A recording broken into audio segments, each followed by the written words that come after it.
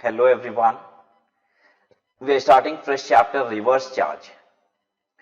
इस चैप्टर में आपको list of goods and services दी हुई है जो रिवर्स चार्ज में फॉल करती है। रिवर्स चार्ज से रिलेटेड दो सेक्शन है, एक है सेक्शन 9.3, दूसरा है सेक्शन 9.4। तो एक छोटा सा रिकैप आपको सेक्शन 9.3 और 9.4 का देते हैं। हालांकि आपने ये सेक्शन देख लिया है, सेक्शन 9.3, 9.4, लेकिन एक बार छोटी सी रिपीटेशन, जिसके बाद हम रिवर्स चार्ज की जो लिस्ट है गुड्स एंड सर्विसेज की उस पे आ जाएंगे।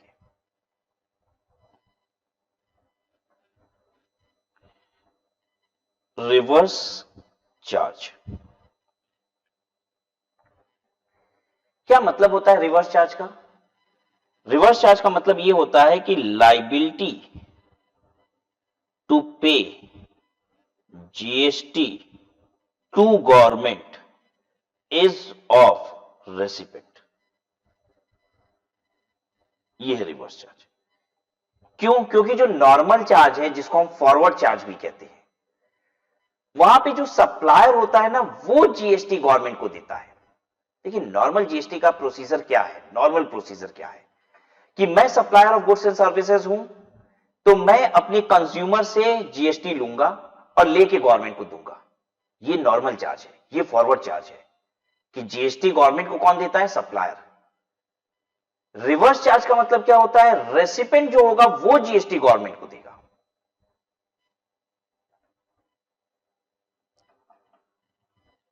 सप्लायर और ये रहा रेसिपेंट। सप्लायर ने रेसिपेंट को इनवॉइस दी टैक्सेबल आइटम की, जिसपे जीएसटी लगता है 1000 रुपया, प्लस इस पे 12% जीएसटी था, इसलिए 120 रुपया। ठीक है, मिला के 1120 रुपए का। अगर ये फॉरवर्ड चार्ज है, if this is an forward charge scheme, अगर ये फॉरवर्ड चार्ज है तो क्या होगा? और दूसरा हम लोग देखने जा रहे हैं कि अगर ये रिवर्स चार्ज है, रिवर्स चार्ज, तो इसमें क्या होता है। तो मैं फिर से एक बार ड्रॉ करूंगा। सप्लायर, रेसिपेंट, इनवॉइसिंग 1000 प्लस 120 रुपया जीएसटी 1120 रुपया।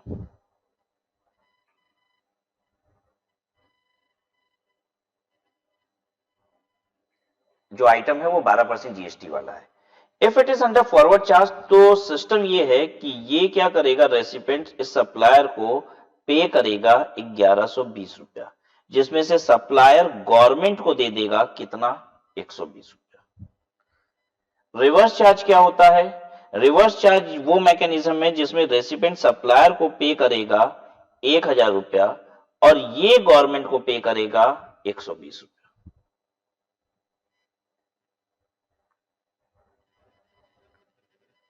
राइट। अब हम आते हैं उन दो सेक्शंस पे जिसकी हम चर्चा कर रहे थे कि रिवर्स चार्ज सेक्शन 9.3 में भी आता है और सेक्शन 9.4 में भी आता है। ठीक है, 9.3 क्या है?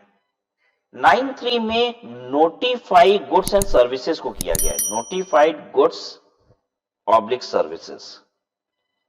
गवर्नमेंट ने कुछ गुड्स एंड सर्विसेज को नोटिफाई कर दिया है और कहा है कि इन सर्विसेज की सप्लाई होगी, अगर इन गुड्स की सप्लाई होगी तो जो रेसिपेंट है ना, वो जीएसटी पे करेगा। अगर इन गुड्स एंड सर्विसेज की सप्लाई होती है तो रेसिपेंट जीएसटी पे करेगा।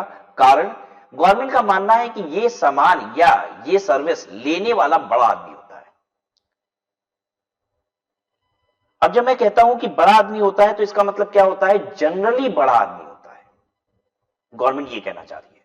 और गवर्नमेंट का कहना है कि जो इसको सप्लाई कर रहा है ना, उससे ज्यादा बेहतर तरीके से जीएसटी की जिम्मेदारी इन गुड्स एंड सर्विसेज को लेने वाला निभा पाएगा। इसलिए हम एक काम करते हैं कि यहां पे रेसिपेंट को ही जीएसटी पे करने के लिए कहते हैं। तो गवर्नमेंट ने 9.3 में नोटिफाई क्या किया है? गुड्स एंड सर्विसेज को। गवर्नमेंट ने कहा है goods and services, in specified goods and services की सप्लाई करने वाला नहीं, लेने वाला क्या करेगा, जीएसटी पे करेगा। अब मैं एग्जांपल लेता हूं, कुछ जरा सोचने की कोशिश करिएगा। एक बंदा है काजू की खेती करता है और दूसरा बंदा है काजू का होलसेलर। एक काजू की खेती करने वाला, दूसरा काजू का होलसेलर, बड़ा डीलर।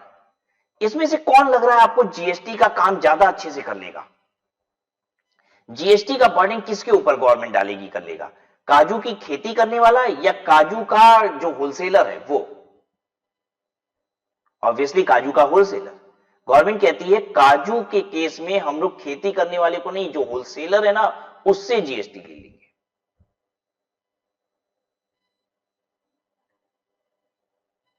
ठीक है, दूसरा सर्विस का एक एग्जांपल लेते हैं, स्पॉन्सरशिप सर्विस। स्पॉन्सरशिप सर्विस क्या होती है, आप देखते हो ना, आईपीएल होता है तो उसमें डीएलएफ, बड़ी बड़ी कंपनियों के। अभी स्पॉन्सरशिप क्या है, अब एक क्रिकेट मैच हो रहा है तो उसमें डीएलएफ वाले ने क्रिकेटर्स के बैट पे स्टिकर चिपका दिया है। ठीक है, ये स्पॉन्सरशिप है। ग्राउंड पे आप देखते हैं बीच में गोला बना रहता है, उसमें डीएलएफ लिखा होता है, ये स्पॉन्सरशिप सर्विस है। ठीक है, तो जो 6 और 4 की बाउंड्री होती है उस पे किसी ना किसी कंपनी का लेबलिंग होती है। जो क्रिकेटर्स टी शर्ट पहने होते हैं उस पे दाएं बाएं हर जगह लेबलिंग होती है कुछ ना कुछ कंपनी की, ये सब स्पॉन्सरशिप है। ठीक है, एक बात बताइए, स्पॉन्सरशिप सर्विस जो ले रही है कंपनियां, वो बड़ी कंपनी होती है कि नहीं? हाँ, वो लेने वाली बड़ी कंपनियां हैं, जो इतना पैसा दे रही है वो बड़ी कंपनी है। ठीक है, स्पॉन्सरशिप क्या है, मैं एक दूसरा एग्जांपल लेता हूं। मान लीजिए मैं फ्रेश क्वालिफाइड चार्टर्ड अकाउंटेंट का ओरिएंटेशन प्रोग्राम ले रहा हूं और रिलायंस कंपनी कहती है कि आप जहां पे ये ओरिएंटेशन प्रोग्राम ले रहे हैं पीछे अपनी क्या कीजिए, रिलायंस कंपनी का बैनर लगा दीजिए और हम आपको इस बैनर लगाने का 2 लाख रुपया देते हैं। जल्दी बताइए बड़ा आदमी कौन है? हम स्पॉन्सरशिप सर्विस दे रहे हैं, रिलायंस कंपनी स्पॉन्सरशिप सर्विस ले रही है, 2 लाख रुपया देके बैनर लगवा दे रही है। कौन बड़ा आदमी है? रिलायंस कंपनी, स्पॉन्सरशिप सर्विस लेने वाली। गवर्नमेंट कह रही है जीएसटी का बर्डन इसके ऊपर डालो। Are you getting my point? तो कुछ गुड्स एंड सर्विसेज को नोटिफाई कर दिया गया है जहां रेसिपेंट को ही जीएसटी पे करना पड़ेगा। ठीक है, अब ये 9(4) क्या है? अच्छा ध्यान दीजिएगा, वहां पे लाइबिलिटी रेसिपेंट की है, रेसिपेंट को ही जीएसटी पे करना है, सप्लायर को नहीं, रेसिपेंट को ही पे करना है। 9(4) क्या है? 9(4) ओरिजिनली कुछ और था, लेकिन समय की मार ने इसको कुछ और कर दिया। मतलब जमाने ने इसको इतना मतलब नेग्लेक्ट किया ना कि ये कुछ और बन गया। ये ओरिजिनली क्या था? ओरिजिनली ये था 9(4) कि कोई भी अनरजिस्टर्ड सप्लायर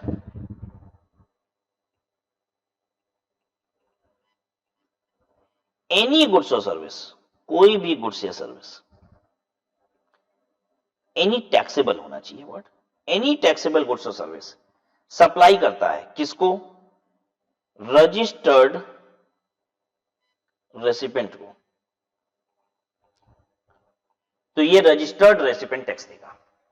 9(3) में तो गुड्स एंड सर्विसेज नोटिफाई थी कि यहां पे रेसिपेंट को टैक्स देना है, लेकिन 9(4) ये था कि अनरजिस्टर्ड से रजिस्टर्ड कोई भी सामान खरीदेगा तो उसको जीएसटी पे करना पड़ेगा। अब देखिए क्या होता है, एक रजिस्टर्ड अनरजिस्टर्ड व्यापारी से क्या क्या माल खरीदता है। अब मैं अपनी बात कर लेता हूं, मैं रजिस्टर्ड जीएसटी में, और जब जीएसटी आया था तो उस समय 9(4) ऐसा ही था। वो कहता था राज अग्रवाल आप अनरजिस्टर्ड से जो भी माल खरीदोगे ना उसकी जीएसटी आपको पे करनी है। क्या मेरी ऑफिस में अनरजिस्टर्ड से सामान आता है, गुड्स या सर्विस आती है? बहुत सारी आती है। जल्दी से बताइए, मेरी ऑफिस में चाय आती है, किसके कहां से आ रही है? रजिस्टर्ड सप्लायर से, जीएसटी में रजिस्टर्ड है, बड़ा व्यापारी है? नहीं, कोई ठेले वाला खुमचे वाला वही चाय हमारे यहां पहुंचा रहा है, उसकी जीएसटी किसको देनी है? मुझे देनी है। जल्दी बताइए, कभी कभी मेरी ऑफिस में चाय के साथ समोसा भी आ जाता है, मैं जानना चाहता हूं ये समोसा कहां से आ रहा है? 5 स्टार होटल से आ रहा है, जीएसटी लग के बकायदा? नहीं, ये कहां से आ रहा है? किसी ठेले वाले खुमचे वाले से आ रहा है जिसने जीएसटी लगाया है? नहीं, किसी छोटे व्यापारी से ही आ रहा है। वो समोसे वाला जीएसटी में रजिस्टर्ड नहीं है। जीएसटी किसको देना है? मुझे देना है। बताइए, मेरे ऑफिस में दिन भर पेन पेंसिल पेपर ये सब कुछ भी आता रहता है, कहां से आ रहा है? जो बगल में दुकान है ना, वहीं से आ रहा है। क्या वो जीएसटी लगा के देता है बिल? नहीं, अनरजिस्टर्ड है। उसका जीएसटी किसको पे करना है? मुझे पे करना है। मैं ऐसे एक दो नहीं, दिन भर में 50 ट्रांजैक्शन ऐसी हो रही है जो कि अनरजिस्टर्ड सप्लायर से है।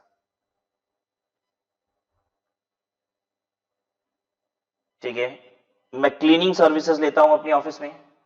जो क्लीनिंग सर्विसेज मुझे दे रहा है वो छोटा व्यापारी है, वो रजिस्टर्ड नहीं है जीएसटी में, उसकी भी जीएसटी मुझे पे करनी है। अब कल्पना कीजिए, ऑफिस में दिन भर जितनी चीजें आ रही हैं सब किसी ना किसी छोटे व्यापारी से आ रही है और सबकी जीएसटी मुझे पे करनी है। एक बात बताइए, मैं अपना काम करूं या दिन भर ये सब जितनी परचेजेस हो रही है उनकी जीएसटी पे करता रहूं? जब जुलाई 2017 में ये कानून आया था तो लोग त्रस्त हो गए थे। उनको जीएसटी के कानून से में जो सबसे बड़ी बर्डन दिख रही थी वो ये दिख रही थी कि हम अनरजिस्टर्ड सप्लायर से माल खरीदेंगे तो मुझे जीएसटी पे करना पड़ेगी। एक बात बताइए, पता है मैंने क्या किया था? मैंने छोटे व्यापारियों से माल लेना बंद कर दिया था। जो मेरी बहुत मजबूरी थी, बस वही चीज आ रही थी। एक पेन पेंसिल भी मैंने बगल से कह दिया था बंद कर दो। एक बार में ऑफिस में पेन पेंसिल पेपर आएगा, बड़े व्यापारी से आएगा, एक बार में आएगा, जीएसटी वाली बिल चाहिए मुझे। कोई भी व्यापारी जो जीएसटी बिल नहीं दे पा रहा उसे माल लेना बंद कर दो। मैंने अपने ऑफिस में साफ कह दिया था, कुछ भी मुझे परचेज नहीं करना। क्यों? क्योंकि बर्डन मेरा हो जाएगा। इतनी टेंशन कौन लेगा? मेरी मजबूरी थी, मैं चाय 5 स्टार होटल से नहीं मंगा सकता था, बहुत महंगी पड़ रही थी। ठीक है, मैंने कहा जाने दो, ये वाला झंझट मैं झेल लूंगा। जो खुमचे वाला चाय दे रहा है ना, उसकी जीएसटी में पे कर दूंगा। चलो ठीक है। समोसा मैंने कहा देखो ये सब होटल से मत लाओ, बहुत महंगा पड़ जाएगा, उसके बर्डन को मैं बेयर कर लूंगा, वो बगल वाली दुकान से ले आया करो। अब समझ पा रहे हो मैं क्या कह रहा हूं? कि जहां मेरी मजबूरी है वो चीज तो आ रही है अनरजिस्टर्ड से, अदरवाइज अनरजिस्टर्ड मैंने कहा टोटली स्टॉप। सब कुछ कहां से आएगा? बड़े व्यापारी से आएगा जो जीएसटी बिल बना के देता है। ये नहीं संभल रहा था, किसी से नहीं संभल रहा था।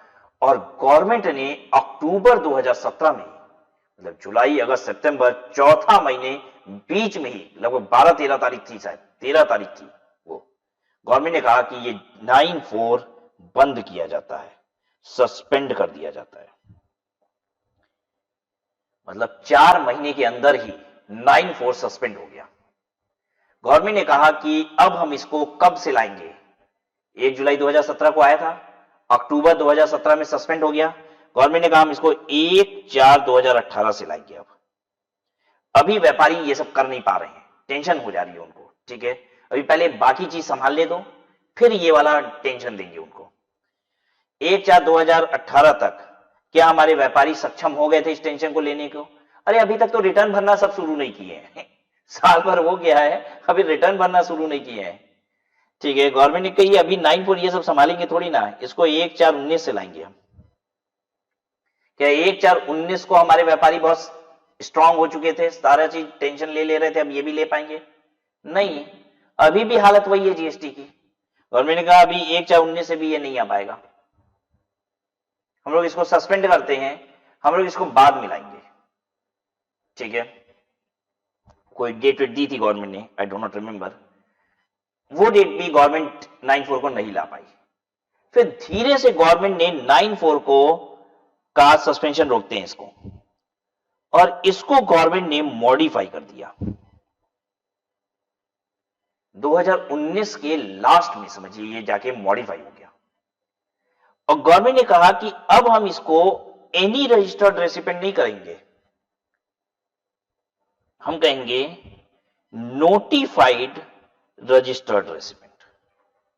मतलब कोई भी रेसिपिएंट अगर अनरजिस्टर्ड से खरीदेगा तो 9(4) के तहत उसको रिवर्स चार्ज में जीएसटी नहीं देनी होगी। हम नोटिफाई करेंगे कि कौन सा रजिस्टर्ड रेसिपिएंट होगा जिसको 9(4) में रिवर्स चार्ज में जीएसटी पे करनी होगी। क्या गवर्नमेंट ने उन्हें नोटिफाई किया? कुछ एकाध नोटिफिकेशन गवर्नमेंट ने लाई है, लेकिन जनरल नोटिफिकेशन अभी तक गवर्नमेंट ने दिया नहीं, जिसमें गवर्नमेंट को टर्नओवर बताना है ठीक है, कि कौन सी टर्नओवर वाला, मतलब एक अमाउंट बताएगी गवर्नमेंट कि इससे ज्यादा टर्नओवर जिसका होगा, ठीक है, उसको रिवर्स चार्ज के तहत जीएसटी में लायबिलिटी पे करनी होगी। अब हम कहते हैं अगर गवर्नमेंट ने टर्नओवर दिया, मान लो गवर्नमेंट ने दिया नहीं है, अभी तक नहीं दिया है, अभी तक नहीं दिया है। अगर आप मुझसे पूछोगे सेक्शन 9(4) सर चालू हो गया है, हम कहेंगे हाँ चालू हो गया है, ठीक है, चालू हो गया है, लेकिन अभी ये टर्नओवर नोटिफाई नहीं हुआ है, तो ये नहीं पता है कि किसके ऊपर लग रहा है, ये पता ही नहीं है किसके ऊपर लग रहा है, चालू हो गया है 9(4), ठीक है। अब मान लो मैं कहता हूं कि गवर्नमेंट ने कहा 1000 करोड़ रुपए से ज्यादा जिसकी टर्नओवर है वो 9(4) में फॉल करेगा, और वो अगर goods and services unregistered dealer से लेगा तो उसको जीएसटी पे करनी होगी। तो जैसे ही ये बात मेरे सामने आती है, मैं एक बात पूछता हूं आपसे, मतलब बड़ी कंपनियों की बात हो रही है, मैं आपसे पूछ रहा हूं कि आप बड़ी बड़ी कंपनियां, रिलायंस जैसी कंपनियां क्या किसी ठेले वाले खुमचे वाले से चाय लेती होंगी? हमको तो नहीं लगता। हमको तो लगता है कि उसके यहां चाय देने वाला सप्लायर भी इतना बड़ा आदमी होगा कि जीएसटी में रजिस्ट्रेशन ले रखा होगा। अरे जीएसटी में रजिस्ट्रेशन सर्विसेज के केस में चाय क्या है, गुड्स है कि सर्विस है? रेस्टोरेंट कैटरिंग सर्विसेज होती है, ठीक है ना, ये सर्विस है। और 20 लाख से ज्यादा टर्नओवर है तो आपको रजिस्ट्रेशन लेना है कि नहीं? ठीक है, एक बात बताइए, रिलायंस कंपनी जिससे चाय लेती होगी, क्या चाय भी 20 लाख रुपए से ज्यादा का रिलायंस कंपनी का बिल हो जाता होगा कि नहीं साल का? हमको तो लगता है हो जाता होगा, ठीक है। तो वो सप्लायर सिर्फ अगर रिलायंस कंपनी में भी सप्लाई करता होगा तो भी जीएसटी में रजिस्टर्ड होगा, मेरा ये मानना है। दूसरी बात, रिलायंस कंपनी अगर कहीं नाश्ता वास्ता भी मंगाती होगी तो एक रजिस्टर्ड डीलर से मंगाती होगी कि नहीं? एक बार मैं क्लास में बोल रहा था तो एक बच्चा कह रहा था हाँ सर हल्दीराम से आता होगा उनका नाश्ता भी, ठीक है। रिलायंस जैसी कंपनी में थोड़ी ना अगल बगल से समोसे आ जाते होंगे, ठीक है, तो बड़े सप्लायर से आता होगा, वो उसका ये कहना था, ठीक है। मैंने भी कहा हाँ बिल्कुल सही कह रहे हो, ठीक है, तो वहां भी जीएसटी लग के ही माल आता होगा। अब क्या रिलायंस कंपनी में स्टेशनरी बगल वाली दुकान से जाओ 2 पेंसिल खरीद लाओ, ऐसा होता होगा? नहीं, वहां तो बकायदा टेंडर मंगवाए जाते होंगे, कोट करो हमको इतनी पेंसिल चाहिए, इतने पेन चाहिए, इतना पेपर चाहिए, जो सबसे लोएस्ट कोट करेगा, टेंडर भरवाते होंगे पहले तो, जो लोएस्ट कोट करता होगा उसको फिर वो ऑर्डर देते होंगे और वो सप्लाई करता होगा बकायदा जीएसटी के साथ, बड़ा सप्लायर होगा। मतलब जब मैंने ये सुना कि गवर्नमेंट रेसिपिएंट को नोटिफाई करेगी तो मैंने कहा कि फिर तो ये सेक्शन ही मर गया समझ लो, क्योंकि इतना बड़ा व्यापारी जिसके ऊपर तुम लागू कर रहे हो 9(4), वो अनरजिस्टर्ड से खरीदता कहां है, फिर ये दिखेगा कहां? ये होगा ही नहीं, ये होगा कहां अनरजिस्टर्ड रेसिपिएंट?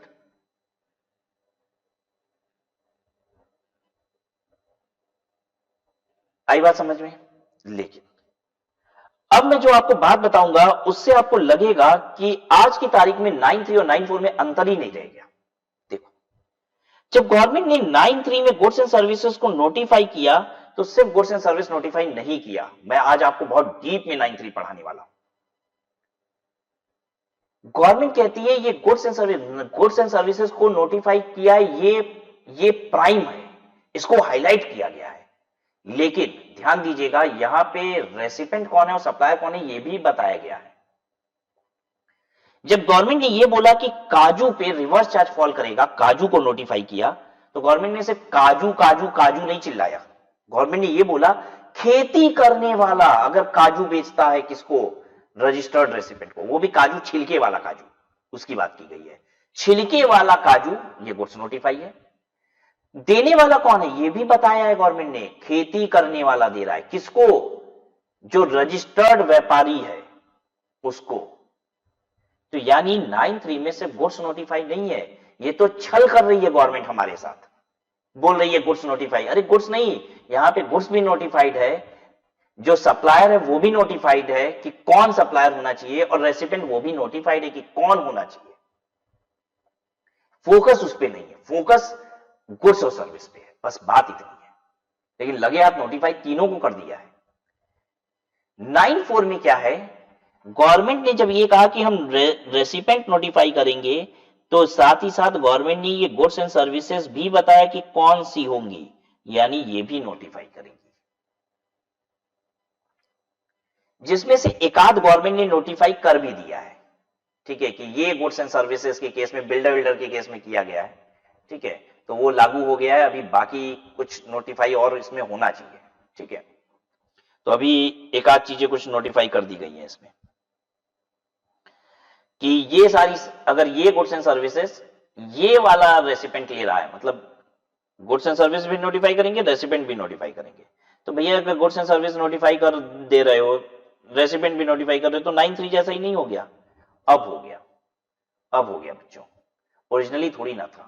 ओरिजिनली तो ये था कि कोई भी गुड्स एंड सर्विस के लिए था ना, और कोई भी रजिस्टर्ड रेसिपेंट ले रहा है, तो ये एक अलग था। लेकिन समय की मार ने इसको एकदम अलग बना दिया, ठीक है। मार मार के 9(4) को 9(3) बना दिया गया है। अगर ओरिजिनली ऐसा होता तो शायद 2 सेक्शन बनाती ही नहीं गवर्नमेंट, एक ही सेक्शन रखती रिवर्स चार्ज का। लेकिन अब ठीक है, अब बन गया है, ये बदलते जा रहा है, बदलते जा रहा है, बदलते बदलते ये इतना बदल गया कि अब 9(3) जैसा दिखाई देता है। राइट। चलिए आइए अब हम जानते हैं कि ये जो चैप्टर हम रिवर्स चार्ज पढ़ रहे हैं, इसमें हम किसकी लिस्ट पढ़ने जा रहे हैं। ये हम पढ़ने जा रहे हैं नोटिफाइड गुड्स एंड सर्विसेज की लिस्ट, जो कि 9(3) की है। ये हमारे कोर्स में है, ठीक है। 9(3) की लिस्ट पढ़िए। इसमें हम गुड्स पढ़ेंगे, और गुड्स कंप्लीट करने के बाद हम इसमें सर्विसेज को पढ़ेंगे, सर्विसेज अंडर रिवर्स चार्ज, ठीक है।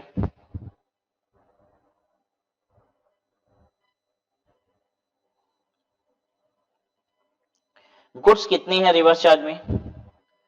आपको नंबर से 1 to 7 दिखाई दे रहा है, लेकिन ये टोटल 8 है। 8 गुड्स हैं रिवर्स चार्ज में, क्योंकि 4 के बाद 4A भी है, ठीक है। ये जो लिस्ट है रिवर्स चार्ज की, इसमें 4 के बाद 4A भी है, इसलिए ये टोटल 8 आइटम है। चलिए एक एक करके शुरू करते हैं। सबसे पहला, कैश्यू नट्स नॉट सेल्ड और पील्ड। कैश्यू नट मतलब काजू, नॉट सेल्ड मतलब छिलका उतारा हुआ नहीं है, नॉट सेल्ड, नॉट पील्ड, छिलका उतारा हुआ नहीं, मतलब अब समझ गए ना, काजू जिसपे छिलका रहता है, ब्राउन छिलके रहते हैं, ठीक है। गोवा वगैरह में तो ऐसे काजू बिकते भी हैं, बड़ा टेस्टी भी होता है, मजेदार लगता है, ठीक है। तो बिना छिलका छिला हुआ काजू अगर एक खेती करने वाला बेचता है एक एनी रजिस्टर्ड पर्सन को, तो वो जो रजिस्टर्ड पर्सन जिसने खरीदा है वो लायबल फॉर जीएसटी है, ठीक है। बीड़ी रैपर लीव्स, टेंडू लीव्स, ठीक है। अब जो टेंडू लीव्स वो होता है जो बीड़ी बनती है ना, बीड़ी का आउटर कवर जो होता है वही टेंडू लीव्स होता है, ठीक है। तो जो इसकी खेती करता है वो अगर बेचता है, तो जिसको बेचता है ना, कौन खरीद रहा होगा? बीड़ी फैक्ट्री खरीदती है उनसे माल, ठीक है। तो बीड़ी फैक्ट्री वाले जो हैं उनको जीएसटी पे करना है। अब आप समझ भी सकते हो यहाँ बड़ा आदमी कौन है, जो बीड़ी के पत्ते उगाता है या जो बीड़ी की फैक्ट्री चलाता है? बीड़ी की फैक्ट्री चलाने वाला, तो उसी को कह रही है गवर्नमेंट जीएसटी पे करो। टोबैको लीव्स, टोबैको लीव्स पान के पत्ते, ठीक है। तो कह रहा है कि पान के पत्ते की खेती करने वाला अगर माल उठा के बेचता है किसको? रजिस्टर्ड रेसिपेंट को, ठीक है, तो वो रजिस्टर्ड रेसिपेंट जीएसटी पे करेगा। Silk yarn, any person who manufacture silk yarn from raw silk worms cocoons for the supply of silk yarn।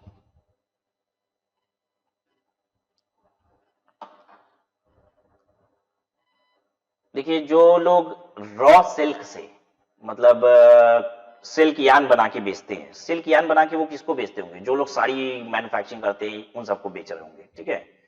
तो रॉ सिल्क कैसे बनाते हैं? रॉ सिल्क से सिल्क यार्न बनाते हैं, धागे वगैरह बनाने वाले, मतलब सिल्क के धागे बनाने वाले, जो सिल्क रुई जो है, रुई से धागे बनाने वाला अगर उठा के उसको बेचता है, तो जिसको बेच रहा है ना वो जीएसटी पे करेगा।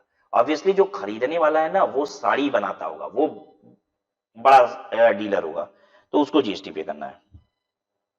रॉ कॉटन, रॉ कॉटन की खेती करने वाला जिसको बेचेगा वो जीएसटी पे करेगा। अब लॉटरी के केस में ऐसा नहीं है कि खरीदने वाला बड़ा आदमी है, गवर्नमेंट अपना झंझट किसी और को दे रही है, ठीक है। तो अगर स्टेट गवर्नमेंट की, यूनियन गवर्नमेंट लॉटरी दे रही है, ठीक है, तो जिसको दे रही है जो वो है लॉटरी का डिस्ट्रीब्यूटर है या सेलिंग एजेंट जो है, वो जीएसटी पे करेगा, ठीक है। यहां पे देखिए क्या लिखा हुआ है लॉटरी के लिए, स्टेट गवर्नमेंट या फिर यूनियन टेरिटरी। अब ऐसा क्यों लिखा हुआ है स्टेट गवर्नमेंट या फिर यूनियन टेरिटरी, सेंट्रल गवर्नमेंट यहां पे क्यों नहीं लिखा हुआ है? क्योंकि सेंट्रल गवर्नमेंट लॉटरी बेचती ही नहीं है, मालूम है आपको ये बात? भारत सरकार ने लॉटरी बंद कर दी बहुत पहले ही। भारत सरकार लॉटरी बेचा करती थी, शायद आप पता नहीं पैदा भी हुए थे कि नहीं, मे भी आप पैदा नहीं हुए थे। भारत सरकार ने 1999 के आसपास लॉटरी बेचना बंद कर दिया। अब राज्य सरकार लॉटरी बेचती है, कुछ राज्य सरकार बेचती है, कुछ नहीं भी बेचती है। जैसे हमारी यूपी में तो बंद है लॉटरी, ठीक है। मैं एक स्टेट जानता हूं, मैं गया भी हूं, वहां लॉटरी बिकती है बहुत तेजी से। केरला में बिकती है, ठीक है।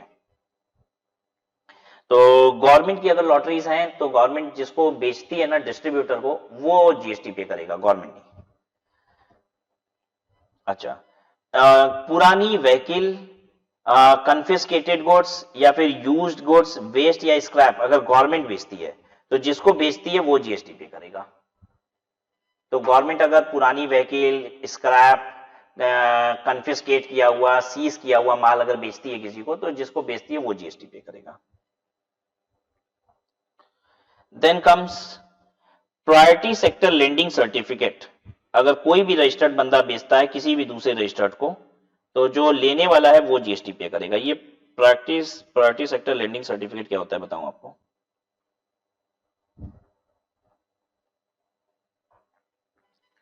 प्रायोरिटी सेक्टर लेंडिंग सर्टिफिकेट, आपको पता है हर बैंक को 40% एडवांस प्रायोरिटी सेक्टर में करना होता है। Every bank has to do 40% lending in priority sector। पता है बैंकों को डूबने के पीछे हम तो कहते हैं सबसे बड़ा हाथ गवर्नमेंट का ही होता है। हम कहते हैं ना बैंक डूब गई, ये बैंक डूब गई, ये गवर्नमेंट की ही देन है। ये गवर्नमेंट नियम बनाती है कि आपको 50% अपना लोन कहां देना है, प्रायोरिटी सेक्टर में, और ये सेक्टर गवर्नमेंट डिसाइड करती है। गवर्नमेंट डिसाइड करती है अलॉन्ग विथ आरबीआई कि यहां पे आपको 40% लोन देना होगा। ये प्रायोरिटी सेक्टर डिसाइड होते हैं कि इस सेक्टर में लोन दीजिए, और वो प्रेशर है 40%, जितना लोन दे रहे हैं उसका 40% लोन यही देना है। भैया बैंक, कोई प्राइवेट बैंक चला रहा है तो उसको अपनी मर्जी से लोन देने दो। अब लोन कहां देना है ये तो तुम डंडा करते हो गवर्नमेंट। अब फिर वो लोन की रिकवरी नहीं होती है, बैंक डूब जाती है तो कहते हो बैंक डूब गई, बैंक डूब गई।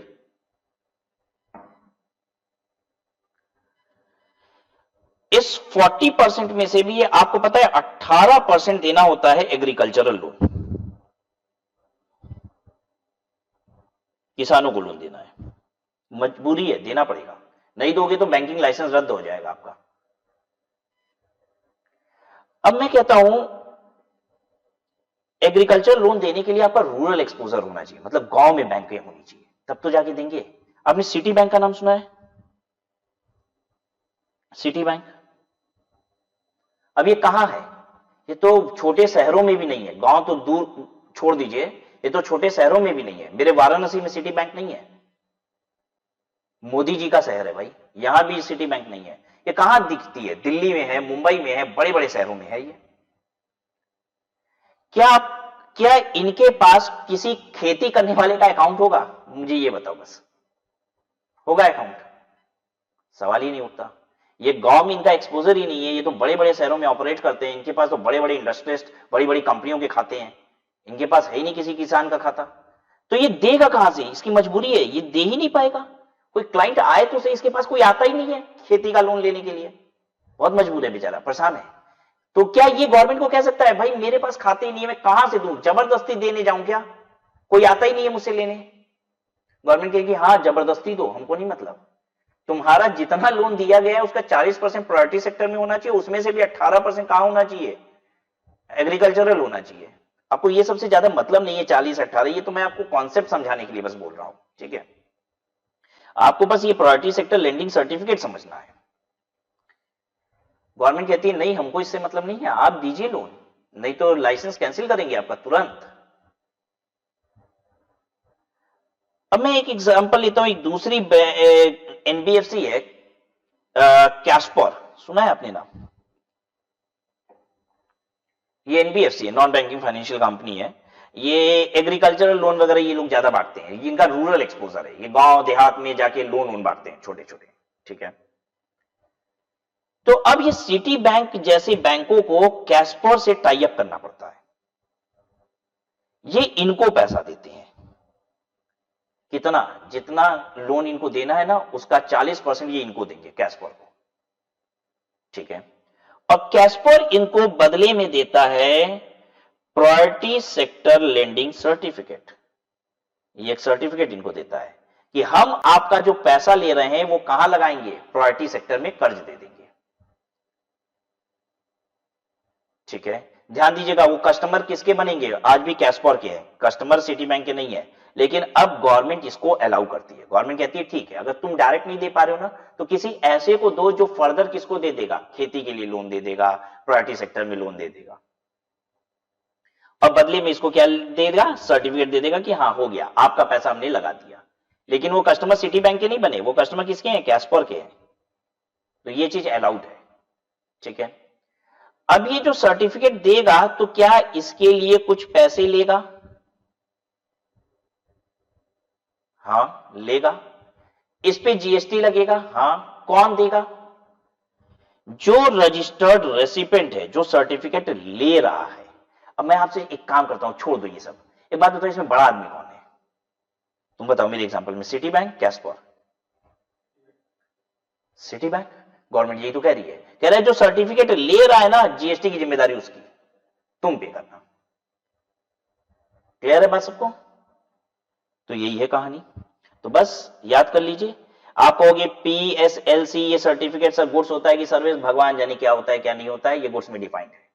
ठीक है, गवर्नमेंट ने इसको गुड्स में बोल दिया है, तो ये गुड्स है। ठीक है, thus in serial number 1, 2 and 3, if the supplier of these goods is agriculturist and the recipient is any registered person, taxes need to be paid by such registered person under reverse charge। 1, 2, 3 की बात कर रहा है पहले, इन तीनों की कह रहा है, इन तीनों में अगर देने वाला खेती वाला है और लेने वाला रजिस्टर्ड है तो रजिस्टर्ड जीएसटी पे करेगा। However, if the recipient is unregistered, the supply would fall under normal charge। लेकिन सिर्फ ये 1, 2, 3 के लिए है। अगर ये लेने वाला रजिस्टर्ड नहीं है, अगर काजू लेने वाला, टेंडू लीव लेने वाला, टोबैको लेने वाला रजिस्टर्ड नहीं है, तो ये जीएसटी की लायबिलिटी नॉर्मल चार्ज में आ जाएगी, यानी वो खेती करने वाला जीएसटी पे करेगा।